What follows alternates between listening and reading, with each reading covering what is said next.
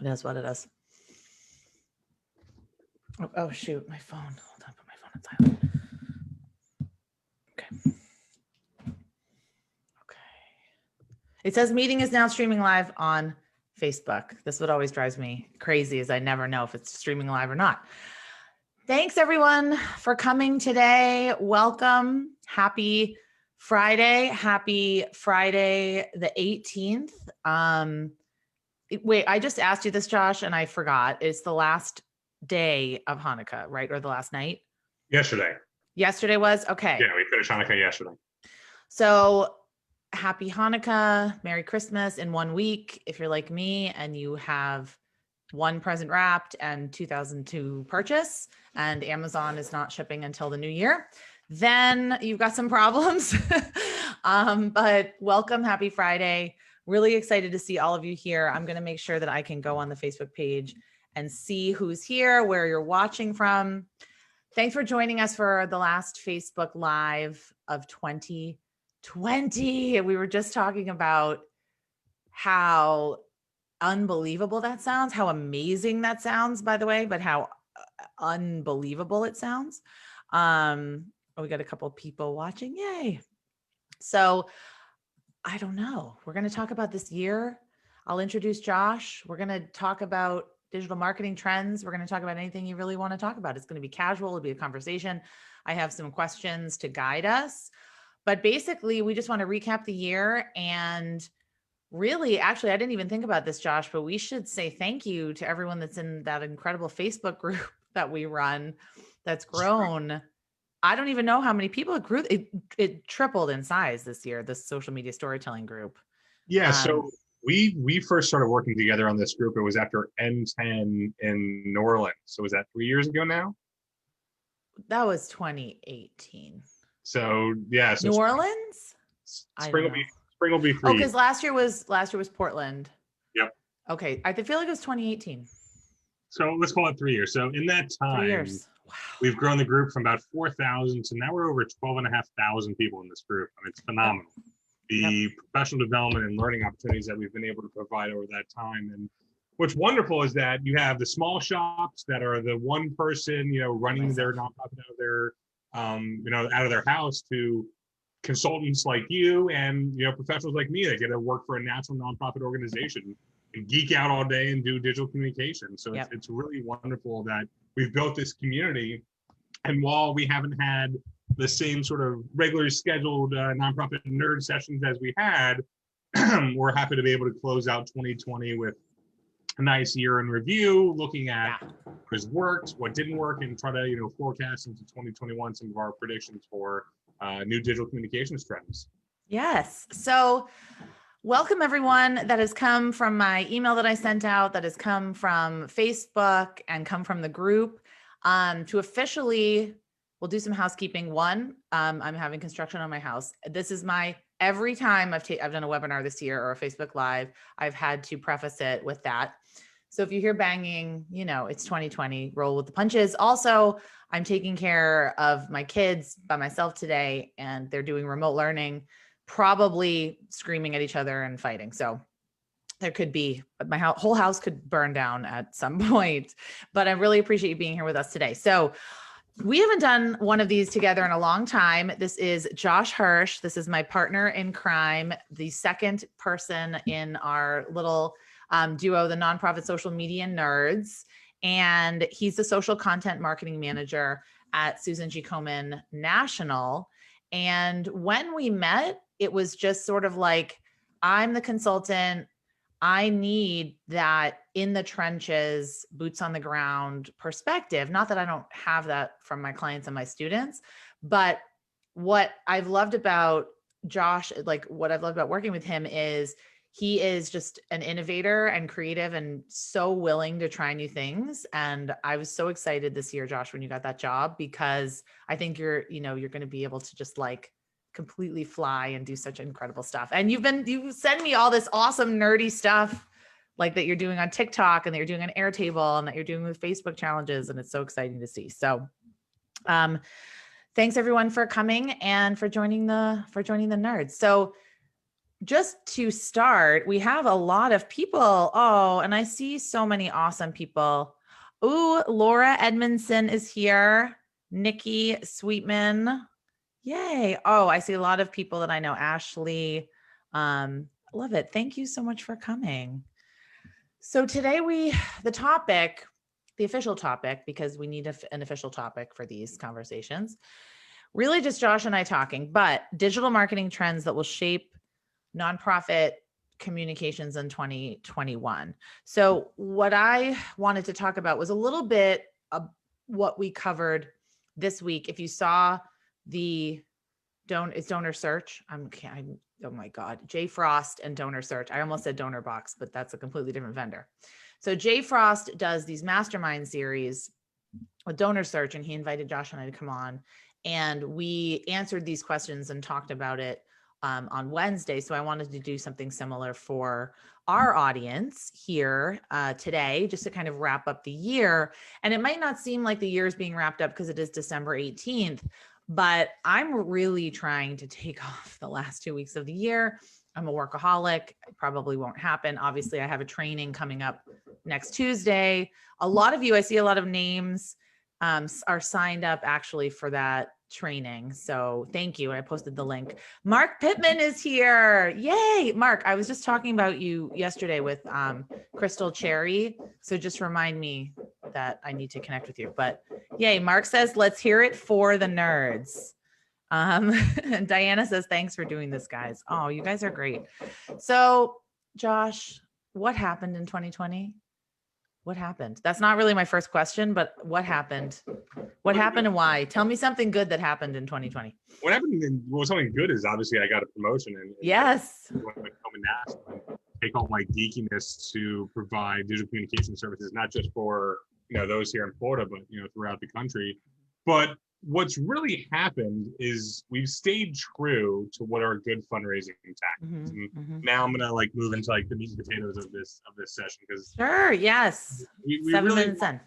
Well, we want people to understand that you've been separated, you haven't had a chance to get together for your typical annual gala, your end of year campaign might look a little different. When we come down to the root of what's going on, it's good storytelling. Good, to the point, not using flashy bells or whistles. It's like, tell me what's that hook, what's going to pull me in to care about your cause, and what do you want me to do? And it's when you overcrowd that message with too many different CTAs, and you've got taking me down one path, and then you all of a sudden introduce another aspect of that story. None of that needs to be worried about. Even though you have been able to do the same thing that you typically do, it's all comes down to the heart, and that's good digital communications and good storytelling. So Nikki and Simon, what is their company called? I'm having to complete Fundraising Everywhere. Fundraising Everywhere. I get their emails every day, and I'm their biggest fan, but I forgot what their company was called. But they run the Fundraising Everywhere conference, and they run a bunch of different online conferences. But I remember seeing tweets from them even in April and May that said the best thing that they've been seeing is that it's kind of everything is stripped down now, because there's no time for all the garbage. There's no time for that $250 plate gala where you have to kind of pull teeth to get your board to go, and where you have to sell tables, and we've all been there, and sell corporate sponsorships and all of that. So they said they felt hopeful that fundraising was incredibly stripped down and getting back to fundamentals, but also incorporating new tools. And that's what I've been excited about in 2020. Not that I ever wanted a global pandemic to convince nonprofits that digital fundraising was important or a tool that they should use. But I do think that sometimes it takes monumental tectonic shifts to move things like the nonprofit sector, or huge bureaucracies that are basically steering a cruise ship. So other things that I saw, other than innovation and creativity, which has abounded. I mean, there's so many examples, and Josh will actually tell you some cool stuff that they've got coming up this year or next year. But I saw a lot of collaboration. I saw a lot of people reaching out, even sort of like across verticals. So I belong to quite a few Facebook groups. I don't run them, but I just kind of lurk on the wall on them. And one of them is the museum social media managers group. So this Facebook group is so amazing. It's arts and cultural organizations and also museums. Everybody was, of course, completely in crisis mode in March and April and struggling. And then how do we get, then some museums now are opening and some aren't. And what do we do now? And how do we stay relevant? And how do we communicate? But just the collaboration that I saw with these organizations talking to each other and sharing best practices. And we've seen it in our own Facebook group together, the nonprofit social media storytelling group, people asking questions and getting like 25 different answers and 25 different ideas. And it's just, the collaboration when we're all at burnout point level and we all have so many fires to put out, to people taking the time to share what they're doing and lend a hand and lift somebody else up. I've really liked that. The other thing, and I talked about it a little bit on J Frost Mastermind, is I'm happy that a lot of us are finally willing to have the uncomfortable conversations around diversity, equity, and inclusion. And actually, I was on the school committee last night.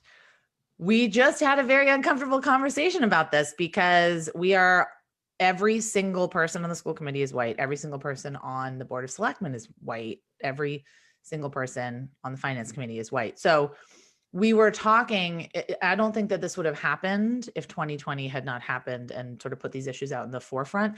And what I've seen with nonprofits is they're willing to fall on their face a little bit and ask the tough questions. And they're not always worried about getting it right. Because I think nonprofits are so worried. We have to get it 100% right out of the gate.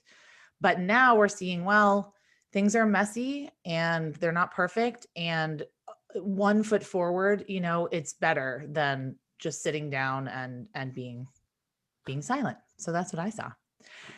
And then we also talked about the next question. What did we see that didn't work? And what can we leave behind? I mean, other than basically everything in 2020, but what in terms of fundraising and marketing can we leave, or what do we see that didn't work so well? I think what didn't work was us all rushing to this virtual event environment. Yeah. We didn't have a solution. We knew that, it's late spring and our annual gala is coming up, our golf tournament, our 5K run. So we all had to jump online, and we were so new to this world of what do virtual events look like that you take what a virtual event was in March and April and look at it what it is today, and it's completely different.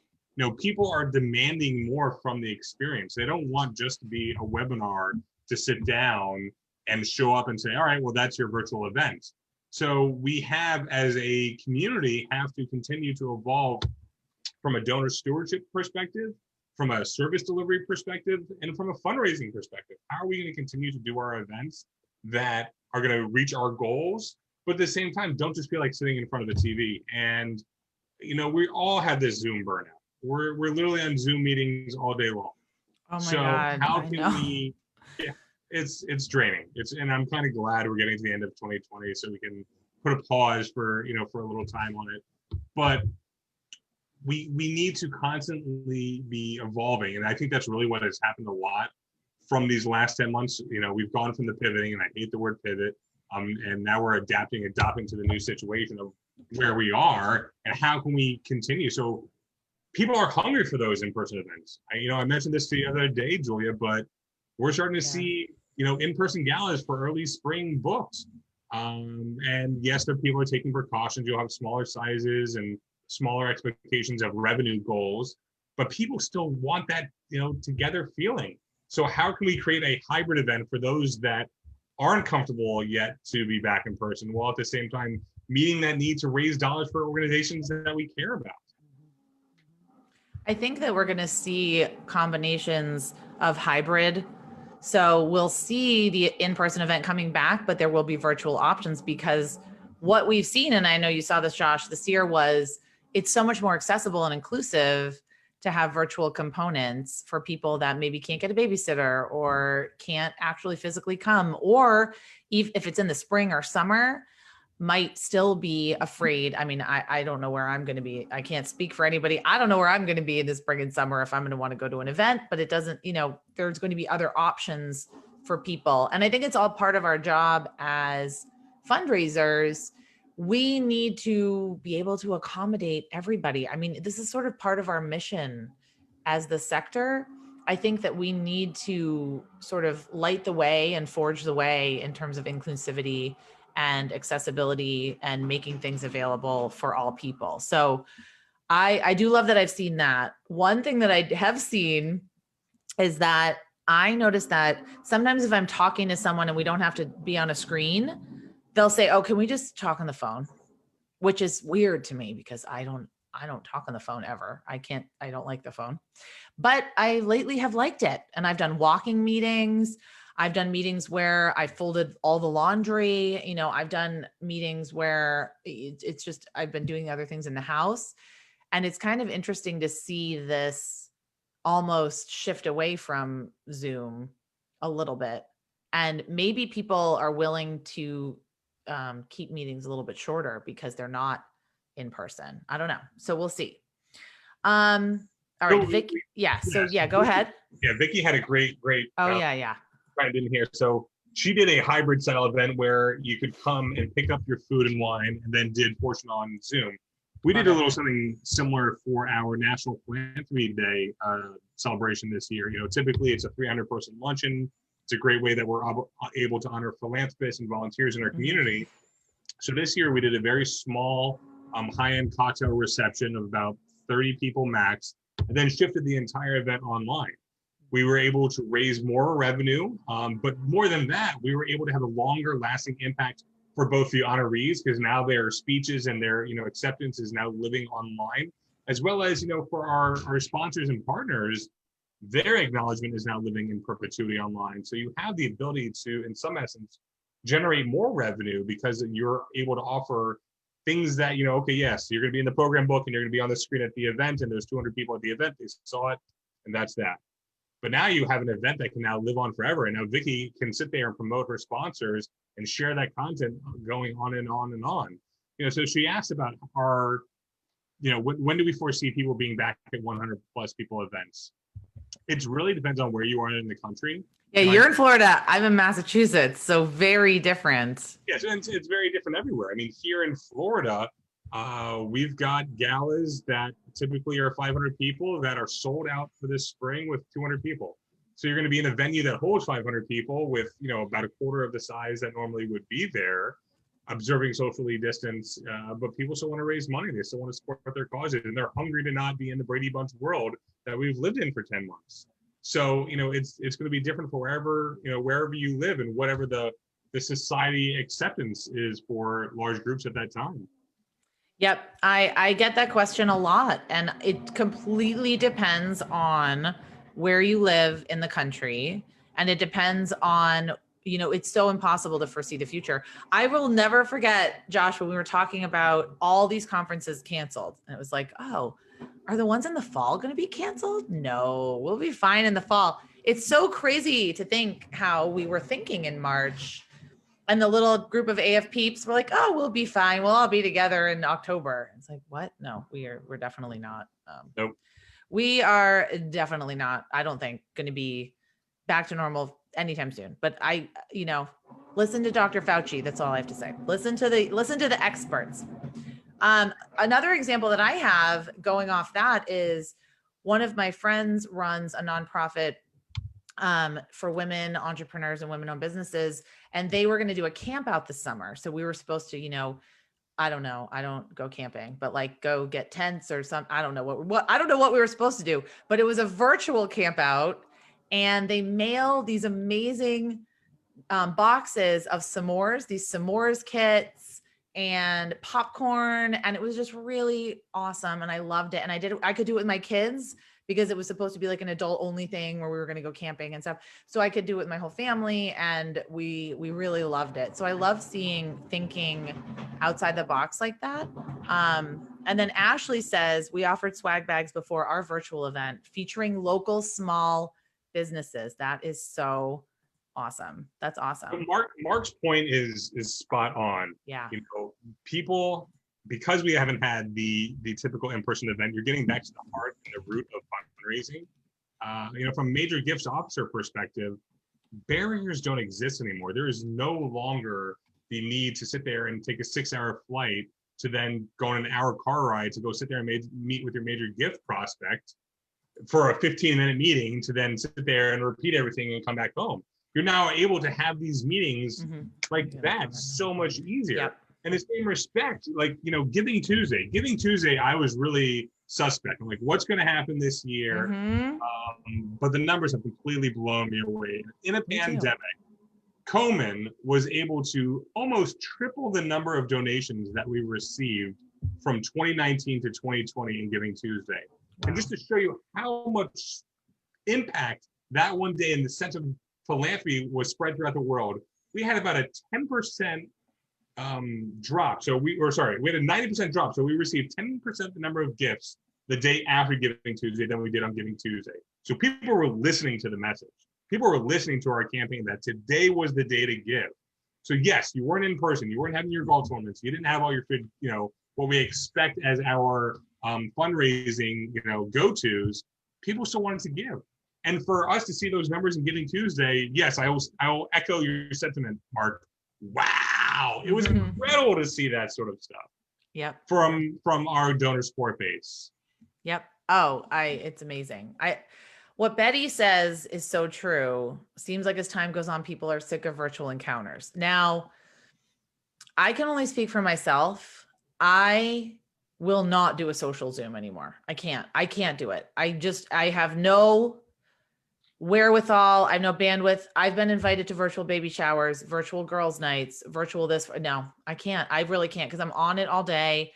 I use it for the school committee. It's like, I just feel like, for me, I know what my like level is, but I think that it comes back to using using multi-channel. So, you know, using newsletters, still using direct mail, still calling people, or still doing maybe even smaller, more targeted, useful things. So I would never have a virtual event just to have a virtual event, because it's like having a meeting, just have a meeting, like a meeting that should have been an email, like a virtual event that should have been an email, you know? I don't have the answer of how to combat that, because I'm feeling that so heavily. I'm one of those people that at 7 p.m. I just want to throw my phone like in the garbage disposal and not look at it again. I think a lot of people are feeling that, but that doesn't mean I don't care about the causes that I care about. And I'm still reading the emails. I'm still looking at the social media. I'm still watching the 30-second, 1-minute videos from the causes that I care about. But yeah, if one of the causes I care about the most here is like a foster care home. They're called Plumber Youth Promise. They did a whole gala online. I was like, no, that's not for me. I'm still going to make my monthly gift, but it's just not for me. So I think you do have to have those events for the people that don't have a lot to do. Maybe I'm thinking specifically of like, I'm not going to call people out, but maybe like some of my relatives or people that are stuck at home, that aren't working, that don't have young kids. So I think having a balance for everybody and acknowledging that some people really are craving that kind of thing and some people are burned out from it.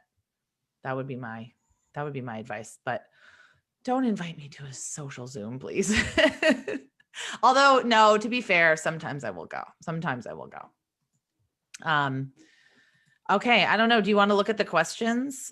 Seems like a lot coming in. Yeah, let's. And I have a couple of questions just around trends, but let's do the questions and then we'll talk about what do we see as the 2 to 3 trends going into the new year, maybe.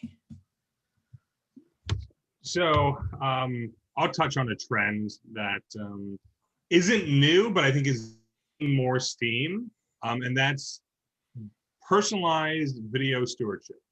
So this is something that I personally have been using for about 18 months or so through, and I'm not going to name any vendors because there's a lot of great vendors out there that provide this service, but it's taking that next level of stewardship, and this is the time. So when people are at home, they're in front of their computers more, they're getting more emails, they're getting more touches. How can you stand out? And using this strategy to personalize in my inbox, to have that personalized subject line, your personalized salutation, and then there's this moving GIF of a 2 or 3 second animation that then takes me to a personalized landing page that acknowledges me for my support, or encourages me to participate in a campaign, or thanks me for being a volunteer. That's going to go a long way 12 months from now when it's Giving Tuesday again, and the organization that I supported has talked to me throughout, and those 3 other organizations haven't said a single word to me, but now it's time, Giving Tuesdays roll around, they are on our list, so let's communicate with them. So it's having, a strategy to use these tools to go along with it. Just because you have a shiny new thing doesn't mean that you should jump right into it. You have to have a plan and a way to execute upon it. Yep.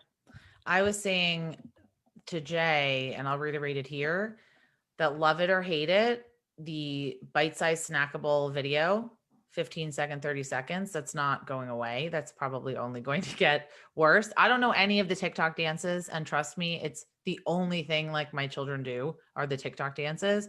I feel like it's the equivalent of my brother and I speaking in Simpsons quotes. Like that's the only way that we would speak. And my mom would look at us and say, I have no idea what you're talking about.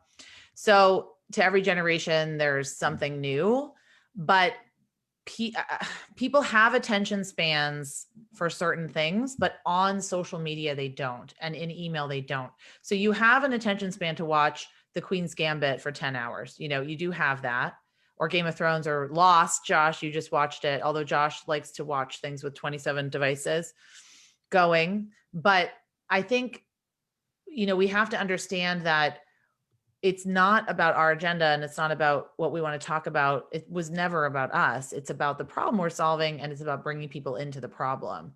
So we are consistently thinking about marketing in the same way, even though we're in 2020, even though we're in a pandemic, even though we're entering 2021. I see a lot of marketing that's the same. That's your flyer. You put your flyer on Instagram. That doesn't work. You put just promotional stuff up on social media all the time, or you only send 1 email a year and it's your fundraising ask email. We have to really start thinking of ourselves, not maybe as marketing managers, but as content managers or as community managers.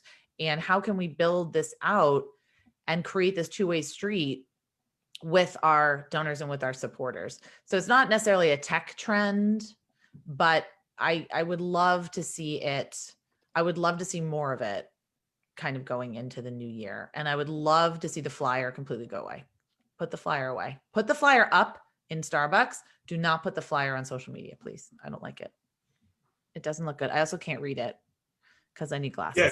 Yeah, you're designing your Facebook event cover as if it were a flyer, and you've got like 8-point tap and like no.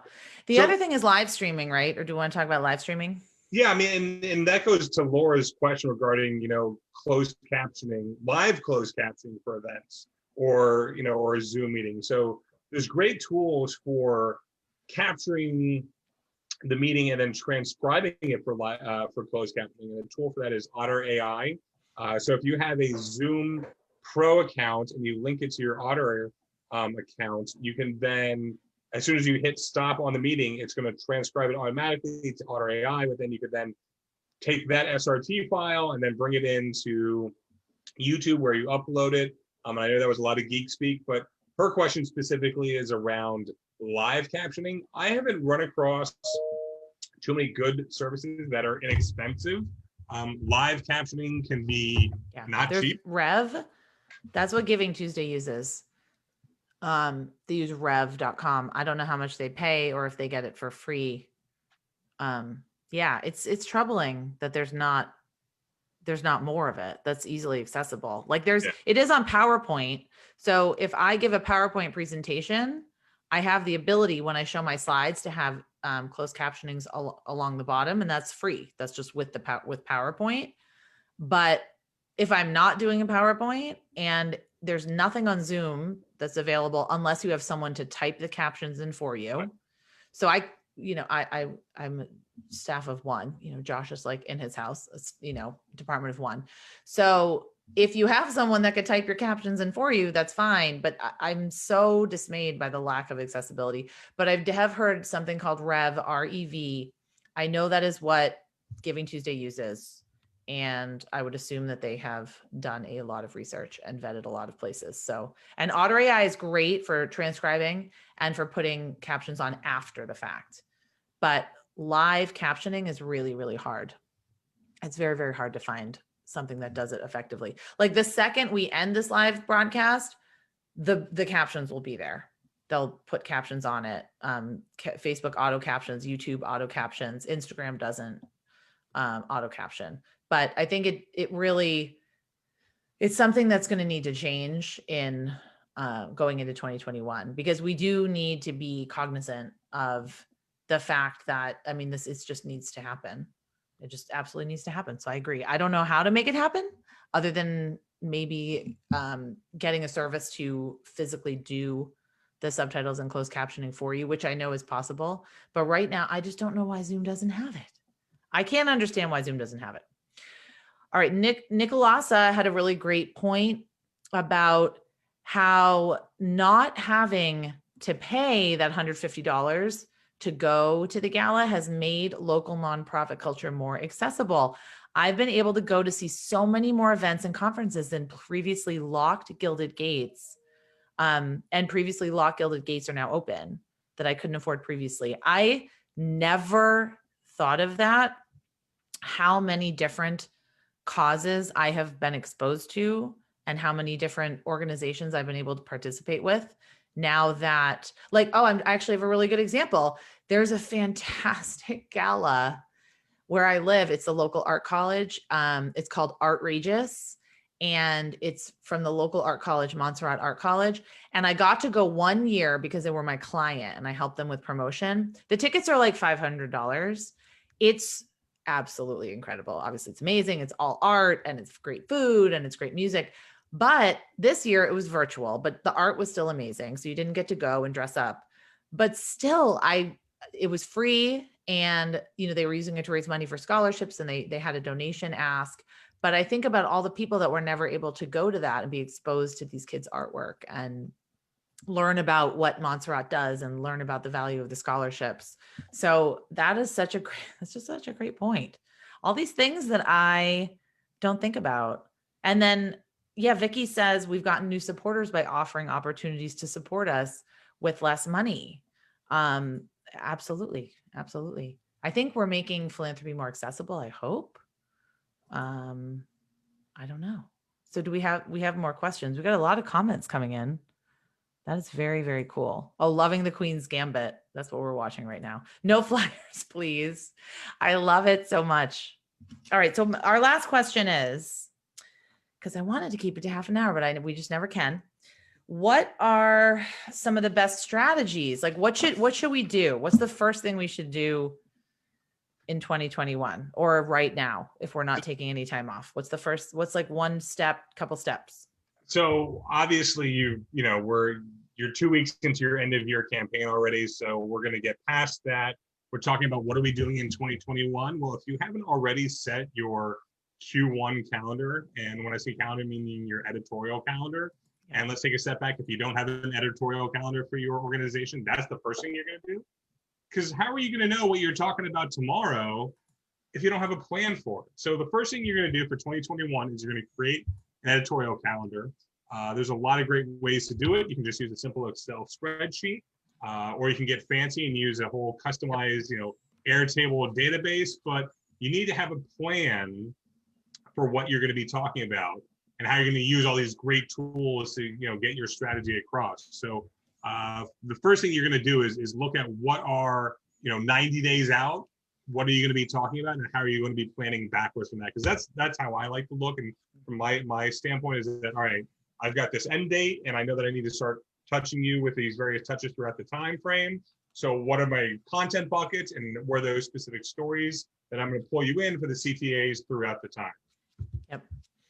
I'm going to look into Rev, and I'm going to see if I can have someone and do a Facebook Live with them and help them explain the service, because this is a question that I get all the time and I feel very irresponsible that I don't have a real answer. I do know that all I know is that Giving Tuesday uses them. So I'm sure that they're amazing and probably give nonprofit discounts. That's literally all I know.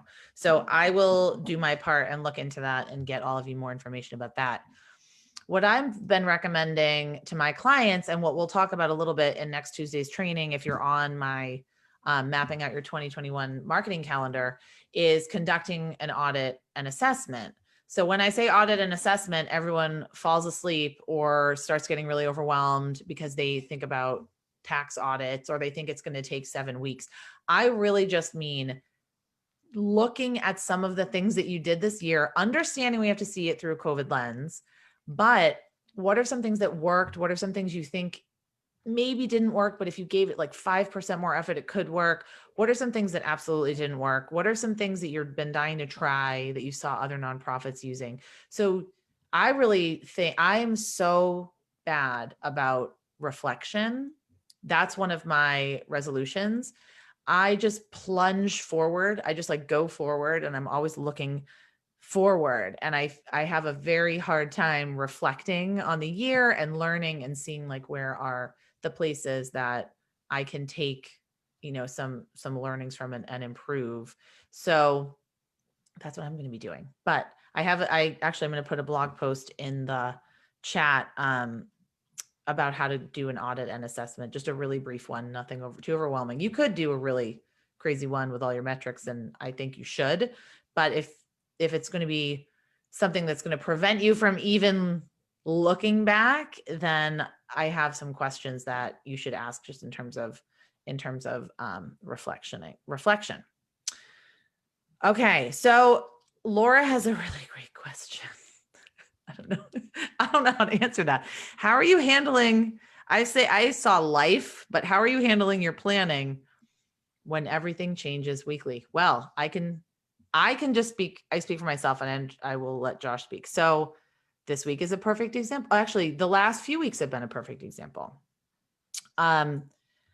Talking about me and my business and the things that I'm delivering in my business, I have a plan, and then there's a snow day, and then there's my kids go to school 2 days a week and are remote 3 days, but then the week after Thanksgiving, they were remote 5 days, and like everything shifts. So I think our expectations of what can be accomplished right now really have to be cut to maybe 75%. And that's hard for people that are used to going at 150% or, 200%. And I understand that that's really hard, but I do think our expectations of what we can achieve right now in this moment, we need to be realistic about our capacity, about our brain power level, our burnout, our emotions, because we are still in a pandemic. I know that we're all adapting and we all just have our masks in our bag and we all just live our life and, go to the grocery store. But I think that we need to understand the emotional toll that it takes, and we're not operating on all cylinders. Like it's not business as usual. So tampering your expectations a little bit, but planning what you can, but don't overstuff every single hour, because there has to be some white space for emergencies and for things that are unexpected.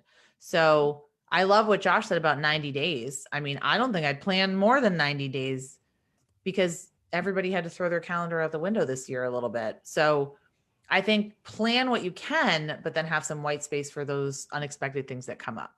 More than just having the white space, review it on a weekly basis. Yes. So we'll sit there and have a month plan, but we've got weekly newsroom and weekly editorial committee, calendar meetings where we get together and review. All right, let's close out this week. Or is there anything we need to discuss in hot button items?